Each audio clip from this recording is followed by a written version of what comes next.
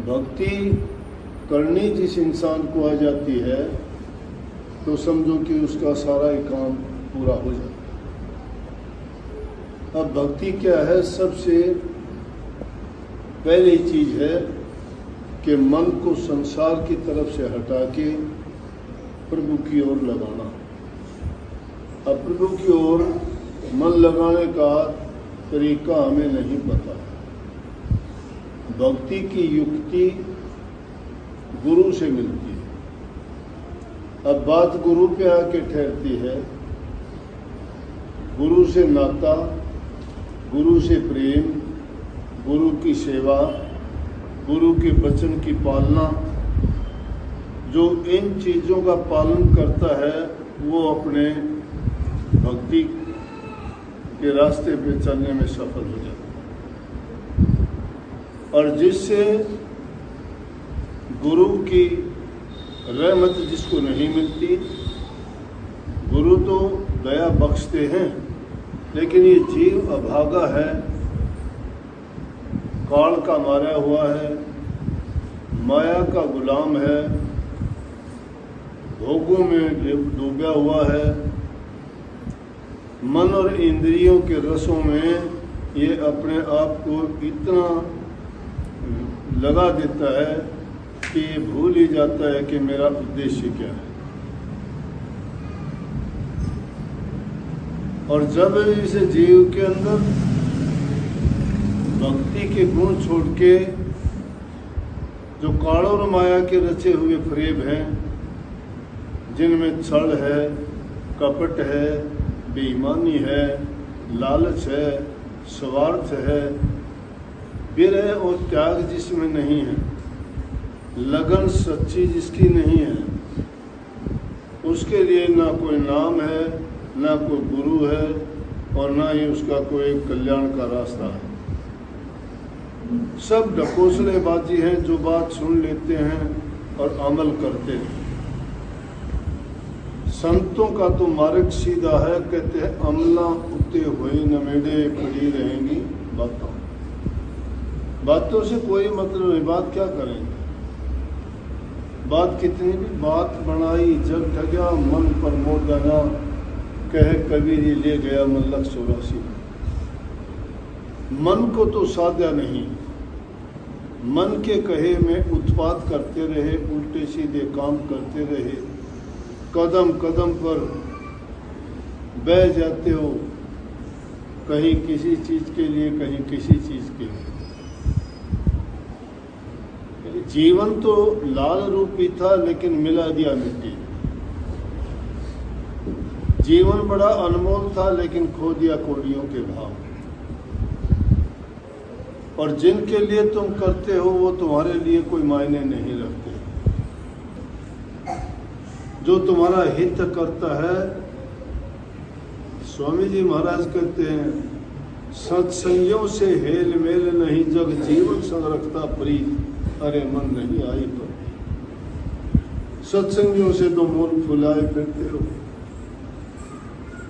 दुनियादारी के लोग जो गिरे हुए घटिया सब प्रकार के ऐब हैं, उनकी जाके होके करते हो, उनकी पगार तोड़ते हो, उनकी झूठी बातों में हाँ मिलाते हो। अरे दुष्टता के सिवाय वहां कहाँ मिलेगा? बुरी संगति में तो बुराई मिलेगी। अगर तुम अच्छी जगह में जाओगे तो वहाँ तोड़ फोड़ होगी, तो भी मिठाई की चीज होगी, तो मीठा मुंह तो होगा नहीं, और मीठी खुशबू तो आएगी। इसी प्रकार से संतों की संगति जैसे गंधी की बास, जो गंधी कुछ दे नहीं तो भी बास सुबह। गंधी इतर को कहते हैं। अगर तुमने नहीं भी खरीदनी, ना खरीदो, लेकिन वहां रहोगे उसके पास, तो भी तुम्हें कम से कम अच्छी खुशबू तो मिल जाएगी। इतर का बेचने वाला कुछ भी ना बेचो, लेकिन उसके बर्तनों को, बोतलों को, शीशियों को इधर से उधर रखा, तो भी उसके हाथों में, कपड़ों में उसकी सेंट की खुशबू हो जाती है। इसीलिए महापुरुषों की संगति में जाने से इस जीव को बहुत कुछ हासिल होता है। दर्शन करने से, उनके वचन के सुनने से। मन की वृत्तियां एकाग्र जब होनी शुरू हो जाए, उनके वचन जब आपको अच्छे लगने लगे, जिनकी बातों को सुन के आपके मन के अंदर खिंचाव पैदा हो, तो सोचो कि वो वचन तुम्हारा कल्याण करने वाला है। लेकिन वो वचन किसको अच्छे लगेंगे? गुरमुखों, मनमुखों के लिए नहीं है। उनके लिए नहीं उपदेश हमारा, जिनको जगत कामना मारा। जो जगत की कामनाओं के मारे हुए हैं, उनके लिए ये उपदेश नहीं है। वो आराम से रहो, कहीं भी रहो, घर में रहो, बाहर रहो, उनके लिए कोई मायने नहीं है इस बात की। ये जीव एक प्रकार के नहीं है।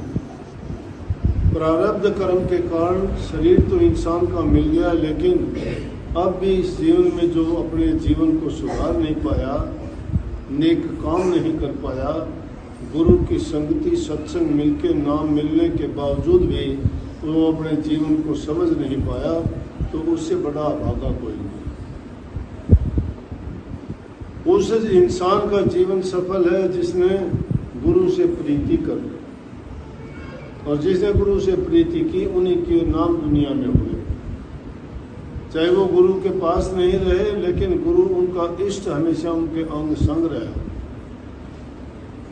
गुरु जो बसे बनारसी शिष्य यमन के तीर। गुरु अगर